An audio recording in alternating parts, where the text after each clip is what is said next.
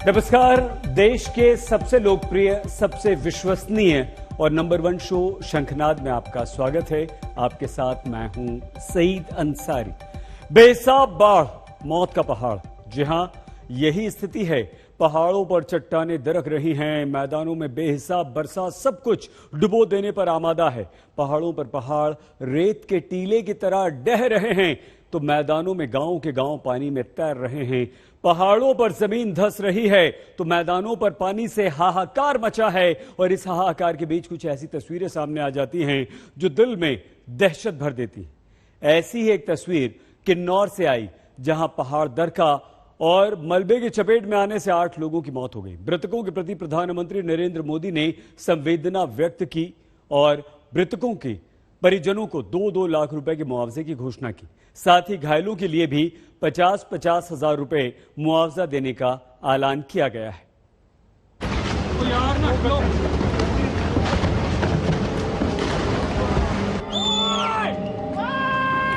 हे भगवान, पापा भागो। हे भगवान, बद्रीनारायण जी बचा लो।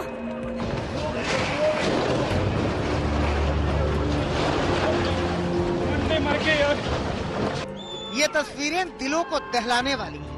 ये तस्वीरें दिलों में दहशत भर देने वाली हैं। ये तस्वीरें भयानक हैं। धरती डोली और पत्थर चकनाचूर हो गए, मलबा बनकर यूं बहे।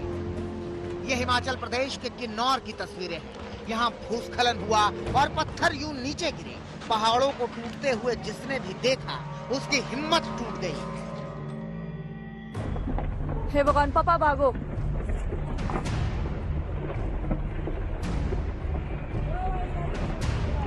हे भगवान, बद्रीनारायण जी बचा लो। हे भगवान, भागो भागो। किन्नौर में सांगला चितकुल मार्ग पर दोपहर करीब 1:30 बजे भूस्खलन हुआ। जिस वक्त भूस्खलन हुआ, यहाँ रास्ते से गाड़ियाँ गुजर रही थी। इन्हीं गाड़ियों पर पत्थर का मलबा गिर रहा था और लोग इस मलबे को देखकर कांप रहे थे।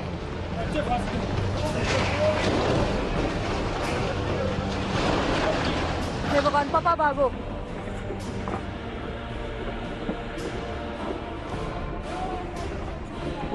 हे भगवान, बद्रीनारायण जी बचा लो। हे भगवान, भागो भागो। हे भगवान, भागो भागो भागो। भूस्खलन का ताप देखिए कि ये पुल कैसे पहले टूटा और फिर ढह गया। इसे ढहते हुए देखना भी डर से भर देने वाला है। बताया जा रहा है कि इस भूस्खलन की चपेट में आने से 8 से ज्यादा लोगों की मौत हो गई है। कई लोग घायल बताए जा रहे हैं।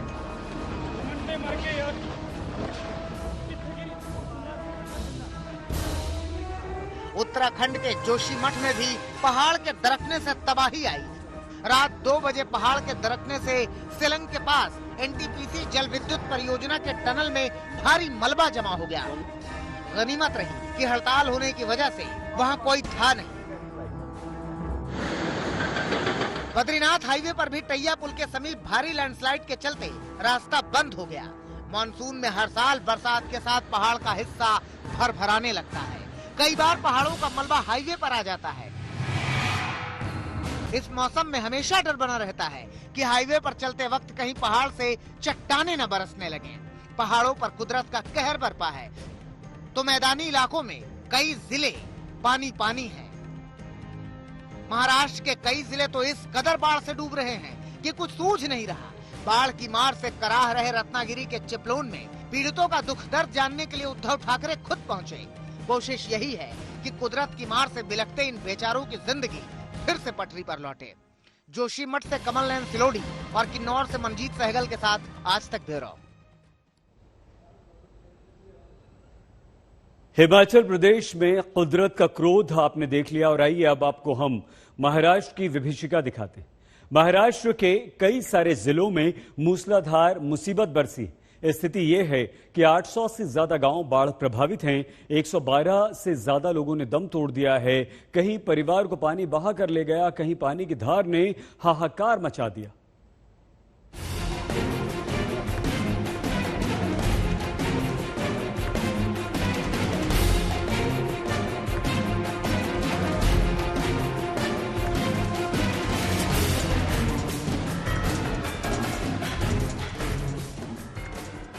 सबसे बड़ा दुख क्या है?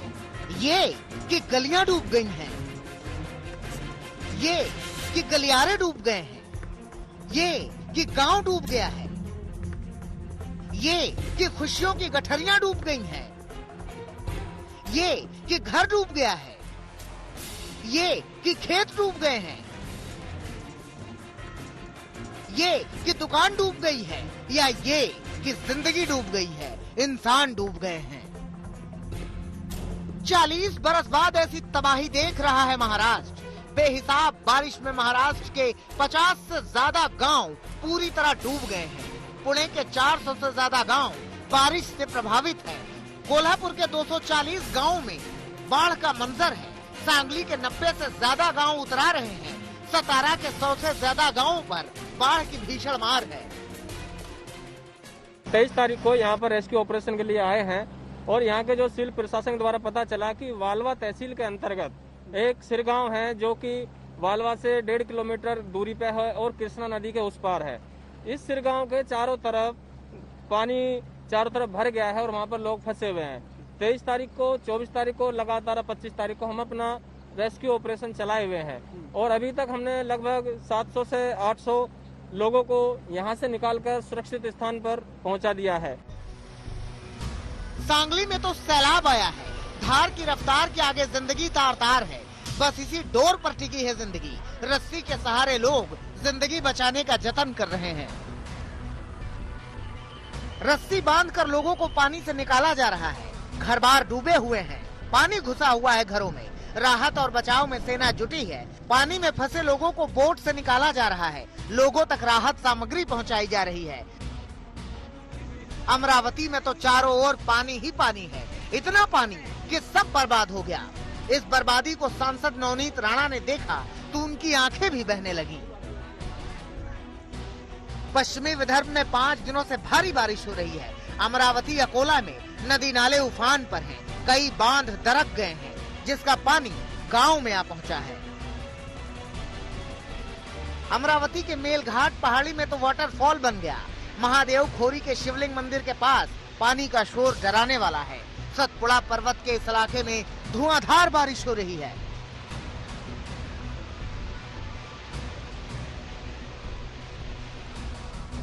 कोल्हापुर के कई गांव पानी पानी है। सड़कों पर दरिया है, घरों में पानी है। चिखली इलाका तो पूरी तरह से डूबा हुआ है, जहां फंसे लोगों को रेस्क्यू टीम बोट से निकाल रही है। सतारा में भी एनडीआरएफ ने मोर्चा संभाला। कई लोगों के मलबे में फंसे होने की यहाँ आशंका है। अब तक महाराष्ट्र में आई आपदा में 100 से ज्यादा लोगों की मौत हो चुकी है। हालात बिगड़े हुए हैं। इन बिगड़े हुए हालातों में महाराष्ट्र के मुख्यमंत्री बाढ़ प्रभावित इलाकों का दौरा कर रहे हैं। सब यही दुआ कर रहे हैं कि इस दैवीय आपदा से लोगों को राहत मिले। आज तक ब्यूरो। कुदरत के इस प्रकोप ने लोगों को डरा कर रख दिया है। बाढ़ बारिश ने लोगों का जीना मुश्किल कर दिया। आगे बढ़ते हैं। यूं तो उत्तर प्रदेश के मुख्यमंत्री योगी आदित्यनाथ पहले भी कई बार अयोध्या का दौरा कर चुके हैं, लेकिन आज जब योगी आदित्यनाथ रामलला, लेकिन इस वक्त हम आपको लिए चलते हैं, सीधे गुवाहाटी लिए चलते हैं। गृह मंत्री अमित शाह बोल रहे हैं।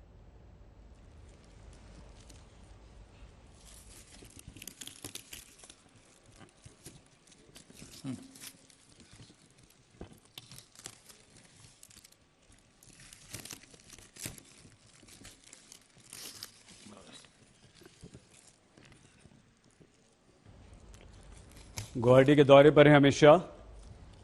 पूर्वोत्तर के मुख्यमंत्रियों और डीजीपीज के साथ उन्होंने बैठक भी की थी। असम की जनता के स्वास्थ्य के लिए बहुत महत्वपूर्ण इस कार्यक्रम में उपस्थित असम के लोकप्रिय मुख्यमंत्री डॉक्टर हेमंत बिस्वा शर्मा जी, असम लोकसभा के और विधानसभा के स्पीकर और मेरे मित्र श्री विश्वजीत देमारी जी, असम गण परिषद के वरिष्ठ नेता और असम के स्वास्थ्य मंत्री श्रीमान केशव महंत जी, और जिनके कारण ऐतिहासिक बोडो शांति समझौता संभव हो पाया, ऐसे बोडोलैंड प्रादेशिक परिषद के सीएम श्री प्रमोद बोरो जी, मुख्य सचिव असम, स्वास्थ्य सचिव असम, मंत्री परिषद के असम के सभी सदस्यगण, विधायकगण और इस कार्यक्रम के अंदर तुमुलपुर से जुड़े हुए बोडोलैंड के निवासी, तुमुलपुर के निवासी प्यारे भाइयों बहनों और इस सभागार में उपस्थित सभी भाइयों बहनों को मेरा नमस्कार। मैं आज असम के चुनाव के बाद पहली बार असम में आया हूं। असम में दूसरी बार अपने बल पर भारतीय जनता पार्टी की सरकार बनी। देश और दुनिया में कई सारे इसके विश्लेषण किए गए, कई सारे विश्लेषण किए गए कि अब Bharatiya Janata party north east में अपना बेस मजबूत कर रही है, मोदी जी का नेतृत्व नॉर्थ ईस्ट में सबने स्वीकार कर लिया है, वगैरह वगैरह, जो जिसकी समझ में आता था विश्लेषण किया। परंतु कामाख्या की ये भूमि का जो मैंडेट, उसका मेरा विश्लेषण जरा अलग है। यहां दूसरी बार भारतीय जनता पार्टी की सरकार बनने का मतलब है कि असम ने आंदोलन, आतंकवाद और हथियार तीनों को हमेशा के लिए छोड़कर विकास के रास्ते पर जाना तय किया। शायद ही कोई प्रदेश होगा देश में जितने इतने लंबे समय तक रक्त रंजित आंदोलन अलग अलग प्रकार के देखे होंगे और हजारों हजारों युवा उनकी भावनाओं को एक प्रकार से उद्वेलित किया गया होगा और अंत में कई लोगों का बलिदान भी हुआ, शहीद भी हुए। हासिल क्या? हासिल कुछ नहीं।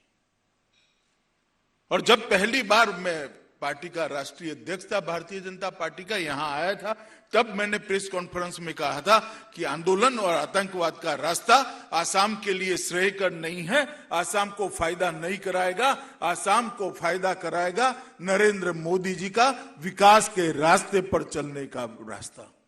और मुझे आनंद है कि 5 साल पहले असम की जनता ने सर्बानंद सोनोवाल और हेमंत विश्व शर्मा की जोड़ी को एक मैंडेट दिया था कि चलिए मोदी जी के स्वप्न के रास्ते पर आप असम को चलाइए, विकास के रास्ते पर आप असम को चलाइए। भूपेन हजारिका के स्वप्न को पूरा करने के लिए आप एक प्रयत्न करिए और एक पूर्ण बहुमत की सरकार भारतीय जनता पार्टी को पहली बार किसी नॉर्थ ईस्टर्न स्टेट के अंदर देने का काम किया था। 5 साल जिस प्रकार से सर्बानंद सोनोवाल और हेमंत विश्व शर्मा की जोड़ी ने सरकार चलाई, आसाम की जनता को विकास का रास्ता पसंद आया और उसी का परिणाम है कि हेमंत विश्व शर्मा आज फिर से सरकार का नेतृत्व कर रहे हैं और आसाम के नए मुख्यमंत्री बनकर यहां पर उपस्थित। मैं बहुत बहुत बधाई देना चाहता हूं आसाम की पूरी टीम को, जो डॉक्टर हेमंत विश्व शर्मा के नेतृत्व में एक दूसरी टर्म की पारी की शुरुआत करी। आसाम की भाषा, आसाम की संस्कृति, आसाम का, यहां के स्थानीय लोगों का महत्व, इसको कोई कम करना नहीं चाहता। हम तो उसको बढ़ाना चाहते हैं, उसको सुरक्षित करना चाहते हैं।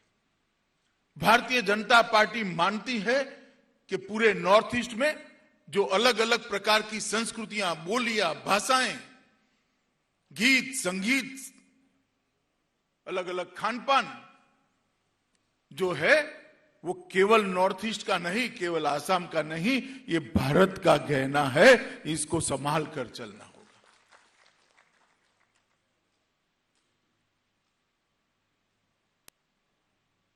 और हेमंत बिस्वा शर्मा, अब इसको आगे बढ़ाने का दायित्व तो आप पर आया है। ये विकास के रास्ते पर जो मोदी जी ने देश को बताया है, वो विकास के रास्ते पर आसाम को आगे बढ़ाने का दायित्व आपका है। और मुझे भरोसा है कि जिस प्रकार से 5 साल आपने काम किया है वित्त मंत्री और स्वास्थ्य मंत्री के नाते, और जो लंबा सुदीर्घ अनुभव है आपका आसाम की टीम को साथ में लेकर, इस आसाम की जनता को आप उनके मैंडेट के लिए गर्व हो, इस प्रकार की अनुभूति कराने में आप सफल रहेंगे। और दूसरी बार सरकार बनी, उतना पर्याप्त नहीं है। हमारा वोट प्रतिशत भी 28 से बढ़कर 33% हुआ है। ये बहुत बड़ी उपलब्धि है मित्रों। और न जाने कितने अपप्रचार की आंधी लगाई गई, नई नई पार्टियां बनी, नई नई पार्टियों ने भावनाओं को उद्वेलित करने वाले नारे दिए, मगर आसाम की जनता अड़िग रही कि विकास के रास्ते पर जाना है। आश्चर्यचकित कर देने वाला विकास 5 साल के लिए यहां पर आया है।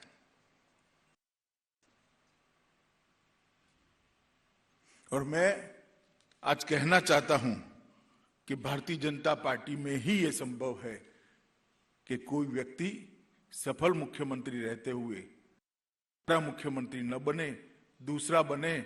और बड़े हृदय से सर्बानंद जी ने हेमंत बिस्वा शर्मा की पीठ थपथपाई, और वो आज भारत की कैबिनेट के अंदर कैबिनेट मंत्री भी हैं।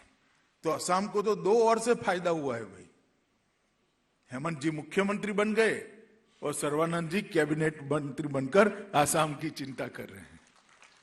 और पूरे नॉर्थ ईस्ट को देखें तो आजादी के बाद आप सूजी खंगाल कर देख लीजिए, कभी नॉर्थ ईस्ट से 5 मंत्री भारत की कैबिनेट में नहीं रहे हैं। वो पहली बार नरेंद्र मोदी जी के कैबिनेट के अंदर हुआ। 5 मंत्री नॉर्थ ईस्ट क्षेत्र से। यही बताता है जनता पार्टी और नरेंद्र मोदी जी की प्रायोरिटी में नॉर्थ ईस्ट कहां खड़ा है। हम चाहते हैं कि नॉर्थ ईस्ट के जनता की भागीदारी देश के विकास में बढ़े, और देश के विकास में नॉर्थ ईस्ट की भागीदारी बढ़े। ये दोनों जब समाप्त होगा तभी नॉर्थ ईस्ट भारत को भी विकास को पूरक बन जाएगा। आजादी के पहले जीडीपी जो था वो आज हमारा आना चाहिए। मित्रों, आज मैं इतना कहना चाहता हूं कि पूरे नॉर्थ ईस्ट के अंदर एक विकास की यात्रा मोदी जी ने चालू की है। मोदी जी अपने आप में अकेले एक ऐसे प्रधानमंत्री है जो केवल 6.5 साल के अंदर 35 बार नॉर्थ ईस्ट का दौरा करे हैं, 35 बार। और 6.5 साल में एक भी पखवाड़ा ऐसा नहीं गया कि 15 दिन में कोई ना कोई मंत्री नॉर्थ ईस्ट के अंदर ना आया हो। और इसी के कारण छोटे छोटे राज्यों में भी सभी सुविधाएं आज पूरी हो रही, सभी सुविधाओं को आगे बढ़ाना का काम हुआ है। मित्रों, आज यहां आने से पहले मैं कैंसर इंस्टीट्यूट के अंदर एक छोटा सा कार्यक्रम का रेडिएशन थेरेपी ब्लॉक का उद्घाटन किया है। मशीन वहीं पड़े थे, वहां विशेषज्ञ डॉक्टर थे, वो मुझे समझा रहे थे कि देश में 5 ही मशीन है इस प्रकार के। आज 6ठा मशीन वहां पर आज आसाम की जनता को उपलब्ध होने जा रहा। आप कल्पना करिए, इतने बड़े देश में 5 ही मशीन है, इसमें से 6ठा मशीन आज आसाम की जनता को मिल रहा है।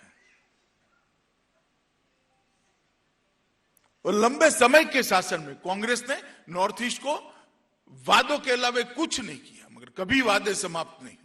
उन्हीं के समय के अंदर ये नॉर्थ ईस्ट कैंसर कैपिटल बनकर रहा, मगर कैंसर के खिलाफ लड़ने के लिए कुछ नहीं।